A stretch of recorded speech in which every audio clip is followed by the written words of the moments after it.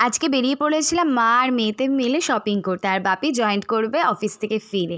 কারণ আর কয়েকটা দিনই পুজোর বাকি, এবার তো শপিং করতে হবে। সারা বছর ধরে আমরা ল্যাটি খাই, আজ না কাল করে আর যাওয়াই হচ্ছিল না। সেদিনকে ভাবলাম না এবার আজকে যেতেই হবে, তারপরে আর কালেকশন কিছুই ভালো পাবো না।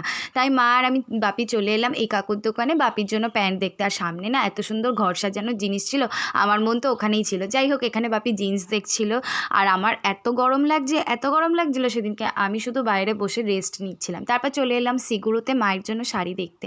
হ্যাঁ, বাপির ওখান থেকে একটা প্যান্ট নেওয়া হয়েছে, কী নেওয়া হয়েছে পুজোর সময় দেখতে পাবে। যাই হোক, তারপর দেখছিলাম মায়ের জন্য শাড়ি, আর এই শাড়িটা তো আমার ভীষণ পছন্দ হচ্ছিলো, ভীষণ, কিন্তু আমার মায়ের খুব একটা ভালো লাগেনি, তাই আর নেয়নি।